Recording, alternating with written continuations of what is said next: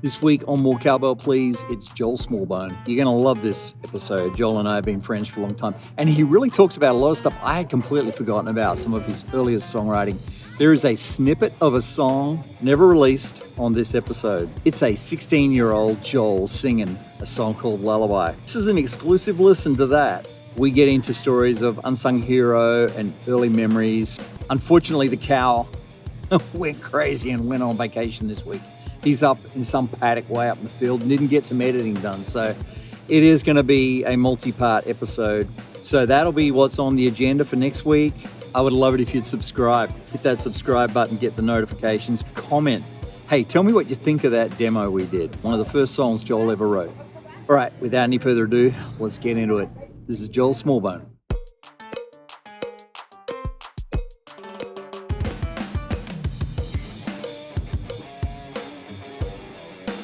I'm a simple man. I'm a complex, simple man. Classic, simple and classic, all right? That's good. The podcast is in session. It is. Is that something you do every time? Court is called to order. Yeah, I mean, that's one of my shtick. Do we do it at the end? No, I only do it at the beginning. Never thought about doing it at the end. The end has something else, which we will do. Okay. Which you'll get a little bit of a giggle out of, I think. Input. Wow. That was exciting. Wait, is that a first time? Man, not only are we coming into this with a bang of the cowbell, but a bang of a lightning strike that took out the power. That was great. Something's being said about this. The forces are against us. I was thinking, I know so much of your story because we have a lot of got life stories for days. Well, I'm leaning into you for stories. I want to hear stories nobody's heard, that I haven't heard, as much as we can. We'll just root around and see what comes up. All right, I might even get emotional talking about this because I'm going to go all the way back to the beginning of my journey as a musician because it starts with you. I was homeschooled, you know this. I am very grateful for my homeschooling heritage, but on one hand, I had this feeling of like, you can do anything. On the other hand, there was this notion of you don't know how to do anything. And so I'll do covers of songs, that's fine. I'll sing someone else's song. I don't know if I ever told you this, but writing a song was very terrifying for me. Yeah, I felt very unsafe. And one of the first songs I ever wrote was with you. Really? Was Lullabies. Oh, yeah. If you pull it up, you should do a sample. I'll edit it in. It was in the basement of Mum and Dad's house. You had just moved to America. And I remember it vividly. I actually remember it was kind of the first time that I was like, man, there actually might be something there. I'd written a bit with other people, but there was something about that moment in the basement of Mum and Dad's place with you. I felt understood by you as a countryman, and you really believed in me, as you were so great about believing in other people. It's one of the things I love about you is when you're mixing, so like you see other people, you invite them into whether it's you mixing or whatnot. But I felt very safe with you working on that song. Wow. I'm really grateful, man, because it's like those little infant steps are so fragile in the arts. I'm curious to know what would happen without that. Not to mention, we got hired as part of Dad's Elevate Records imprint label, and I was a teenager as well. We worked on a Fusebox album together. We worked on a Charmaine, who I was dating at the time, record. Hours and hours. The Beatles had 2 years in a club. They would tell you that that's where they really formed as a band. And I think I formed as a musician with you in Grassland, Tennessee, or in downtown Franklin at the Gingerbread House there off West Main. Like, that was my formation period of like, what does it look like to produce a song? What does it look like to believe in? What does it look like to find someone's voice? Like, all these things that I used with my brother, because when I asked Luke to be part of what would become For King Country, he had never written a song. No.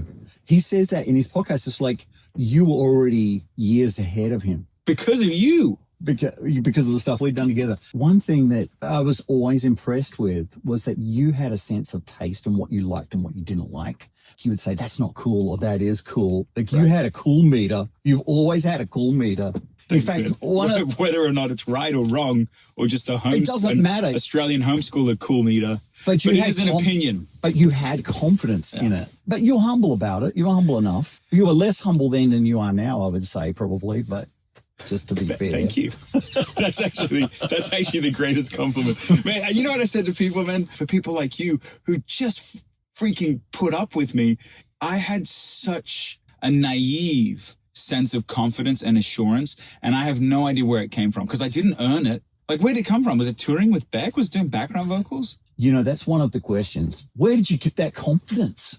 Where did you get that sense of taste? Story-wise, Go back to Australia. How much do you remember? What age were you when you came here? And was there anybody that encouraged you? What's crazy about this is you were intersected into this bit of the story too, guys. So Ainsley Grosser is a key figure in the Smallbone story, but also in my story, because if you saw Unsung Hero or you're familiar with our story about Dad being promoted in Australia, he promoted shows with Ainsley. Yeah. Ainsley actually lost money with Dad. Dad actually owed Ainsley money. Still owes me. I'm just... Yeah. Well, did I tell you I called him in the house where you were living, the house that's in the movie? I called the landline and your dad answered because I'm like, what's going on here? Yeah, because they owed you like $7,000 or something, didn't he? Something like that. Yeah. And I'm like, have you kind of done a runner with all our money, or like, where are you at? And he talks to me on the phone, and I don't really care about the money, but I don't like the thought that maybe somebody skipped town. Well, skipped the country. Yeah, skipped the country with everything. You know what it was like. He was in tears, and he's like, I'll come back one day. I'll make it up to you. And of course, he's multiple times I didn't know done that. But of course, within 5 minutes into the phone call, I realized I was open-minded about it. I wasn't mad or not mad. I was just like, what's the story? And once he told me the story and, where he was at, and of course, the other thing you may not know, the Carmen part of the puzzle, where he was supposed to come and work with Carmen, the waters had been poisoned a little bit there. And I knew about that from the Australian tour that had just happened previously. Right. So when he said the Carmen thing didn't work out, I was completely not surprised. I'm baiting you here as a listener. Later on, we've got to talk about your experience in watching Unsung Hero. Oh. Because you were so much part of that. Oh, yeah. And we've got to talk about how the full circle moment of you coming to America and the Smallbone family's role in that. But before we get to that, so back in Australia, I'm 7 years old, 7 years old, which again, we would have met each other then. Like, we would have been in the same room together, right? Oh, yeah. A few times. Yeah. So Carmen show, at least. I've literally known Ainsley my whole life, even dating back to Australia. And it was those tours with Dad bringing artists back to the house and Striper coming down. Like, I've told this story before, but looking at the vinyl 45 cover of a Striper record is a little inappropriate, but like they're AK-47s and standing on, like, they're yellow and black. Like my favorite black attack. Oh, yeah. My favorite color was always yellow. Probably because of that, and just studying it and like dissecting it. I don't know if that gave me the confidence, but it was in those really early years, even in Australia, that I was studying music and trying to understand it, and the merging of like visuals, because the King Country's now a very visual band, visuals and story and music and sonics and the way that they all intersect with each other. So I think there was part of it was in Australia. Honestly, I think a big part of my unreasonable confidence was singing with Rebecca, because I got to be on stages hundreds and hundreds of times. I mean, and you played with her at some shows that I was on stage. Yeah. And I got to experience the stage and the applause and all the rest of it without earning it. Like, think about it. I didn't write any of the songs. Like, Beck wrote the songs. Beck produced the songs. She gave me the ability to like hire and fire band members at some point, like to craft the set list. Like, I became her right-hand man. So there was this confidence on stage of like, I can do this. And then I think, again, going back to you, I think you were part of the confidence of like, you instilled in me in those years in the studio of going, what was beautiful about you, man, is, and this is not the same for every producer, mixer, you were not threatened by my gifting. You actually listened and encouraged it. And I think as you listened to and encouraged it, I thought, oh, okay. If you had squashed it at every turn, like, I can't do that because of that, I think it would have gone inward and become very fragile. I am not known for being a kind person. I mean, I have told people straight up, you suck kind of things, when they did, but you never did. So it was easy. Stacey and I have this conversation fairly regularly. It's like, why can't you encourage this or that and that? I'm like, it's difficult because when you work with super talented people, it's harder to see the good in the average. Yeah. But you were always great. So it was easy for me. And I'm not trying to I don't know if I was always great, but I I do think you saw saw something. I saw the potential. Again, very admirable, because I'm this scrawny homeschooler, overconfident, slightly arrogant Australian. That's why we got on, mate. Two arrogant guys in a room. It's good. We made good work of it. Yeah. So again, I can't underplay how much those formative years of like the 9 to 5, we just show up every day. And remember, we'd work all day, and Seinfeld was syndicated. Yeah. And it played at like 4:30 and 5 o'clock. And so almost every day we would finish with an episode of Seinfeld. You got an education of, good humor. Yeah. Mariah doesn't like Seinfeld for whatever reason. I don't think I can unpack that. No, we're going to move on. I consider myself now, after having 40 years to look back on it all, an orchestrator and a curator. If you held a gun to my head, please don't. But you said, what do you bring to the world? I would tell you I'm an orchestrator and a curator. So that curation part, be it in music or movies, is going like, yes, that, no, that. And there's so many choices. Yes, that actor, no, you don't feel yourself as an originator? The core idea come from you? Yeah. But part of the beauty even of the core idea is like, there have been many songs, if we fast forward to like Luke and going like, Burn the Ships, I'm going to curate that. It was sort of a bad Hallmark card initially when we started it, but that was Luke's idea. That was Luke's story. Run Wild, the song. We have a Grammy sitting in the corner for that song and that record right here. Yeah. You see this? Where's the camera? It's right here. Look at this. Yeah. You better be watching. If you're only listening, you should switch to video. I'll bring that out of him. And yes, there is origination points for sure, but I think my greatest strength is going, let's do that. Like I said to Mariah yesterday, because we were up at the house, and in the front of the house, we had all this ivy growing. And she'd walk out, and it's really beautiful. She'd walk out and go, it just doesn't feel right. And I was like, well, if it doesn't feel right, tell me what actually does feel right, darling. Like, what do you want there? I didn't say that aggressively, for the record, but we were walking in Manhattan Beach about 8 months ago, and there was this Mexican feathergrass for all those who like plant life. And she said, that's what I love. And the moment she said it, I got it. And you know what we have in the front of our house now? Mexican feathergrass. Everywhere. More Mexican feathergrass than you've ever seen. The point of the story is that the moment she said the thing, and I went, that's the idea. That's the curator. You're a curator in the sense, like you get given something and then you make thousands of micro decisions about what level something should be, if something should be muted. And so an orchestrator and a curator, going back to orchestration, when I was a kid, even in Australia, part of my job was like orchestrating the kids. We'd have the band together. Beck would lead the band, but I, in some way, even as a 5-year-old, 6-year-old, sort of, let's get together, let's do the thing. Or with Ben growing up doing short films, he was always it'd be great to do this. And I'll go, okay, let's do that. A, B, and C, this is how we'll get to the finish line. You can see the vision for an idea and hop on it. And that's not to say that there's been plenty, God Only Knows was my idea. I'd written it down in an app, and I walked into the writing session with that phrase written 3 times on my notes, God only knows, because I always thought it was such an interesting turn of phrase, and the flip of it, like God does only know a load of things that we've done, the hairs on our head, and yet he still loves us. I'll bring ideas still. It's not non-exclusive. If I had to really understand what my giftings have been, it's curation and orchestration. Scanning over choices and going, that's the one. Yeah. You've moved to America. What's your memory of that period? Well, I do remember the first moments in America.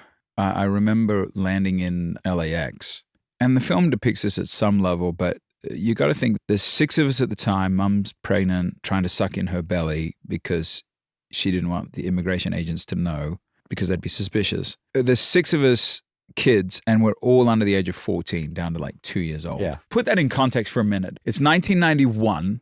There's no smartphones. There's no entertainment on an aircraft the way there is today. You've packed your whole livelihood continent to continent. You land in LAX. It is just visual stimulus overload. Now, we were excited. There's no doubt about it. But we landed, and I remember there was a very distinct moment because I was 7. Mum and Dad had divided the family. So the older kids, Rebecca, Daniel, maybe Ben, were over at the conveyor belt. It was very busy helping Dad with the luggage, getting the 20 bags or whatever we had off.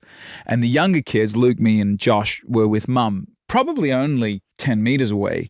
But there was just people everywhere. And I had just had it in my mind at one point that I was going to go and help Dad and the other kids. And so I just walked from Mum to Dad. Without telling. Oh, Mum was terrified. She thought she'd lost me. She thought I'd been grabbed or something. So I remember that. It was the first moment, within the first hour, that I'd ever set foot on American, concrete in that case. Not a week later, we did take a train, as Unsung Hero depicts, from the West Coast to what would have been Memphis, a night train. What we toyed with putting in the film that we couldn't figure out how to put in because it just seemed like a weird sub-story was that we were divided up into the cabin in different spots because there was no way to sit together. So the kids were divided up into pairs, older kid and younger kid. In the middle of the trip, we stopped on the tracks for like 4 hours. It sort of started filtering through the cabin that we had run over a man. Oh.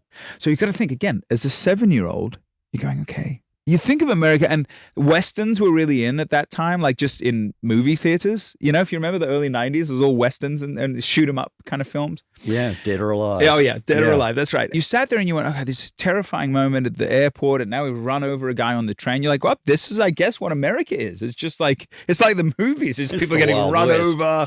It is literally the Wild West. I've come to find that that's not quite the case since. But yeah, those were my first memories, very unrelated to music, obviously, but my first memories were very dynamic. Did you feel any of the stress at all that your dad was feeling? Like, No. Did you know there was any stress? You're just having... It was an adventure, man. I went to first grade, a private school in Australia, and I told my cousin and my classmates, I'm going to America. Like, you're a legend. Yeah. If you're going to America, like the beacon of the world, you get to go and live there for a while. We had only said we were going for 2 years. So there wasn't this, we're saying goodbye forever. You know, we're never coming back. It was like a extended holiday. We're just going over for 2 years and then we're going to come back. BRB. Obviously that we've been there for 30 years now. So it's not quite the case. You go through that and then you end up in Nashville. At what point did you know there was trouble on the horizon? I had a really good time in the film depicting the prayer scene with the family. And if you're not familiar with what I'm talking about, we made a feature film through Lionsgate and Kingdom Story Company called Unsung Hero. And I actually play Dad in the film. Luke produced it, and it really chronicles the first steps of us coming to America and our sister Rebecca getting a record deal and all the rest of it. If you're curious, like how much of it's movie magic and how much of it's actually authentic, it's probably 90%. Some details that were moved around, the chronology of the details, just for the sake of the movie beat. But the actual moments were very real and authentic, even down to the look and the feel of the first house that we were in. Sitting on the living room floor, playing cricket in the house. We'd have these prayer times, and I was always the rambunctious middle child to always be like, I'll pray. You know, it was in that moment that we did realize that I realized, we don't have, we've just got no furniture. Like, you're sleeping on beds made out of clothes. Maybe I'm not remembering accurately. For me, if you talk to different siblings, it might be different because every sibling, although you're in the same house with the same parents, has a completely different childhood experience. That's why I'm asking you yours. Yeah. Because I'm curious how it felt. I was never frightened. I think I felt so emotionally, relationally safe inside the family ecosystem that I was like, man, there's nothing we can't do. We've got this. Hey, I've got to tell you, at your dad's 70th, there was this thought you're going to be an actor and you guys had done the Priceless movie. And I was like, yeah, Joel did good. You know, a little bit of overacting here and there, a little bit of, Very brooding. If you ever watch that film, it's very, dark. very It's brooding. dark. When you did the rip of your dad, I remember saying to Stacey, that's incredible what Jolie did. He can act. You took your dad on. And this is before the movie. It was way before the movie. Yeah. By the way, Ainsley can call me Jolie. You have to become my good friend. Did I say that out loud? No, it's good. It's good. Oh, I didn't mean to. I like it. It's a term of endearment. Speaking of terms of endearment, an Australian, you'll attest to this, it's an Australian term of endearment to roast, in essence, absolutely. those you love. This was 5 years ago. Dad turned 70. Just a quick story on that, because we had a bunch of us, half Americans, half Australians. I laid awake till 5 a.m. the night before, just writing all of these David Small dadisms, because he is... I couldn't believe how much you packed in. Oh, yeah. This is what I knew you could act, because the pacing, the phrasing, the pitching, like every detail of the dialogue. You know, as an audio person, I see it in waveforms. Right. And I'm like, Jolie is doing it the way his dad does it. Anyway. Well, yeah, you know what half of it was? And I'll send you a picture you can put up on the screen for people to see too. I had this awful like balding cap and these glasses that I put on. The part of it was that, like I had his jacket on, did the same kind of trick with the movie. Is like if you can put on pieces of that person. I mean, literally the jacket I wore in the movie was Dad's jacket from 30 years ago. If you look at pictures when we first arrived. So you're literally the actual one, or no, the literal one. The literal one. I went into their closet because they don't throw anything away before we filmed, and I dug through their closet and I found that jacket. It was funny that night. If you can picture it, like I'm standing on the table because that was something Dad would do. He's get to stand on. It's very sort of dramatic. Maybe that's where I get it from. So I was standing on the table and I was taking off Dad and I was roasting him. Yeah. You had half the room, all the Australians. If you remember, all the Australians just were rolling, like cackling with laughter. And the Americans, some of them thought it was insulting. Some of them thought it was disrespectful. And Dad just thought it was the greatest thing. He just thought it was the greatest thing ever. Yeah.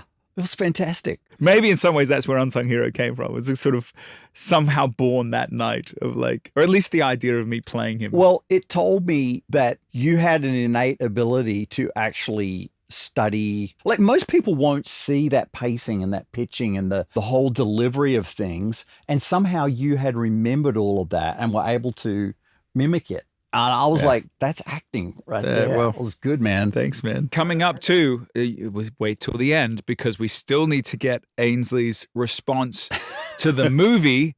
Because if I remember, someone was we don't need to go in this now, but you were pretty terrified about going to see the movie. We really sidetracked that, but now we're back. So we've done a little bit of production, you and me. We've done that label thing. And when you say a little bit, man, we worked together pretty consistently it was probably a year and a half. Like it was a minute every day. I taught you how to edit in Pro Tools. Yes, you did. A tool I still use, speaking of Pro Tools, a tool I still use to this day. And you used the heck out of it. I mean, you were editing in way. I'm like, what are you doing, dude? So this is like a little hack for anyone who's interested in the arts. And this is not a story, but this is just a little advice from Ainsley, buddies Ainsley and Jolie here in the studio. Learn every part of the craft that you love. Mm-hmm. You don't necessarily have to be an expert at every part of it. But what I so live shows, because we did production at Rebecca live shows, and because I know about what an intelligent light is and what a smoke machine is and how what height a stage should be at and platforms and, and engagement. And because I've studied it, I'll walk into an arena now and there'll be some issue with height, and a production manager will look at me and go, "It just can't be done." And I actually think it can be done. If we do this, this, and this, we could do it. And it's the same thing with Pro Tools. I'll be in the studio with a producer and I'll look, if you look at the screen and you see all of the waveforms and everything, it can look like a foreign language. But thanks to you and those integral times we had together, when I look at Pro Tools now, I go, I can literally sonically piece together a song visually based on the Pro Tools or Logic session and go mute this, do that. And man, I'm so grateful because you strap one arm behind your back when you sit in the back couch of the studio going, "Hey, I'm hearing this. What is that?" No, don't worry about it. It's not there. And it's like, "But I think it is." "No, it's not there." It's like, "But I can go, I know it is because it's right there on that channel. I can see it, Yeah. It's like synesthesia or something. It's interesting. I just heard a podcast yesterday with Ken Burns, and he knows all the pieces of the process, but he hires people to do it all now. But he can step in at any point of the process and know what's going on. At some point, if you're a musician, you're going to become an engineer.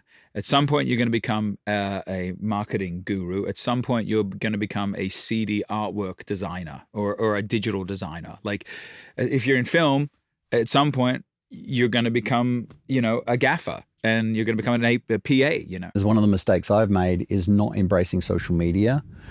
I'm embracing it now. Right. But it's like almost an essential. This is the media. I don't know if you have to become an expert. You've got to know enough to do what you need to do. That's a good way to put it. And then we can end our expert session here because we're not really expert, we're amateurs. But you don't need to know everything about everything all the time. but you need to know enough about each role, partly, honestly, so you can show empathy. So when the caterers show up and they don't accomplish the mission, you can go, man, it's a hard job to be in the food business. You got to figure out how to not spoil the food. You got to figure out how to get it there, how many people to feed, what timing. Like, if you just understand the role, you can have empathy. And there are a lot of artists and creatives, both in the film industry and music industry, that don't have empathy because they don't know any better. They just look at the crew and they go like, you're a professional. You should have got that right. What the heck have you been doing for all day? And they sit back and they go, I've been freaking working for 14 hours today. I got hard labor. I got up at 8 a.m. and dragged myself out and I worked till 2 a.m. the next morning. And then the next day, it's like a circus. I do it all over again. And you're chastising me about, at least if you have a constructive criticism, you go, look, I know you've been working all day. I know you're exhausted, but we have to fix this. You know, it's empathy. So we finished watching Seinfeld and the label's kind of coming to the end and you're thinking, what am I going to, when did the idea occur to you, you're going to be an artist? I remember that pretty vividly as well. You'll know this name, Ainsley, Rod Boucher. Rod is a Catholic Australian with 7 daughters. He and Vivian, we were always thick as thieves as a family, felt a lot of synergy with him and them. And he used to do street music with his family. The way he crafts visuals and like the way they would perform as a family, I thought was really impressive. He was in America on a Rebecca tour. We were in a motorhome because we couldn't afford tour buses yet. So Dad would drive the motorhome. We had these series of motorhomes and Rod was on tour with us. I think I was 16 years old and I'd been doing background vocals. Dad was sort of umming and ahhing about the whole music thing with me, particularly about going into any arts that were kind of outside of the religious genre, particularly. I think he was frightened, honestly. I think he was frightened of what it would do to me and a kind of father's fear. Outside of CCM or outside of? Yeah, I mean, maybe in general, but particularly this side, because I've always had such a vision for the agnostic and those outside of any understanding of God or spirituality or Jesus or whatnot. And so that's always been my mission, is to like, how do we go beyond? I love the church and I want to serve the church, but I also want to push beyond. Rod had had that experience. Dad had been very much in the Christian industry. Rod had gotten in the wrestle between the two. We were on the motorhome. If I remember, I was sort of almost having a bit of a debate with Dad. Like, Dad, I can do it, you know? I can be a musician. I've got this, you know?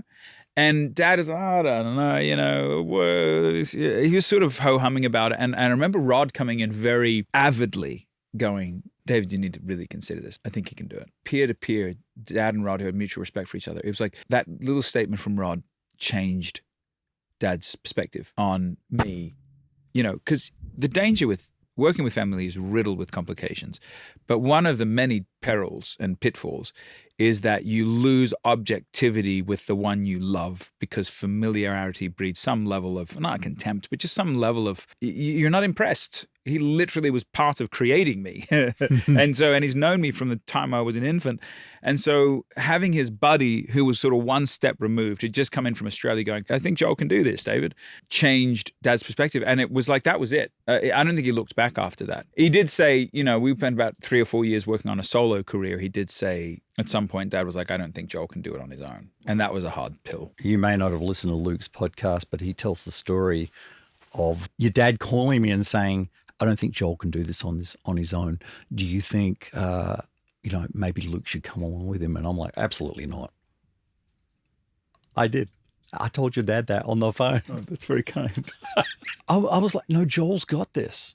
Joel can do this, you know, to your dad. And Luke reminded me of that story because he was on the downside of that conversation, if you know what I mean. Oh, wow. Yeah. And so no, I didn't know that. Yeah. Like, I didn't see it working out the way it did. Well, your dad was pitching the duo idea to me. He's like, do you think they should do a duo? And I'm like, no. It's so interesting. We're such an unlikely pair. And for those of you that haven't listened to Luke's podcast and sitting there going, what are they talking about? Luke's my younger brother. There's 5 of us boys and 2 girls in the family. Luke and I did not get along growing up. We're kind of opposite sides of the same coin. And he grew taller than me as a younger brother, who was a better sportsman than me as a younger brother. I think he's always been a very naturally gifted vocalist. I've had to work at understanding my voice, and it's taken every day of my life to really understand it. And I'm finally in a place where I feel really confident in it. But I mean, you were there tracking those early days. Oh, dude, you're worlds ahead of where you were. Yeah. Well, it's just, and I felt like you were good to start with. Well, that's kind. I don't. I listen back and I don't know about that, but all the ingredients of Luke as a younger brother just, frankly, sort of really ticked me off in the fact that, like, again, he grew taller, better sportsman, better singer. And so equally to your point, when Dad came and was like, I think you should try this duo thing with Luke, I was just insulted. I was like, the kid is not interested in music. He's never really written a song. Why would you even bring this to the table? And he had the hard job of saying, no one's interested in whatever this is, as it is. Mm. And that's pretty hard. Yeah. Hey, I hope you enjoyed that episode. Next week, we're going to do another part of this interview. Hey, make sure you hit like and subscribe so you'll know when it comes out. But until then, put some good audio in your ear holes, okay? Listen to something good. We'll see you then.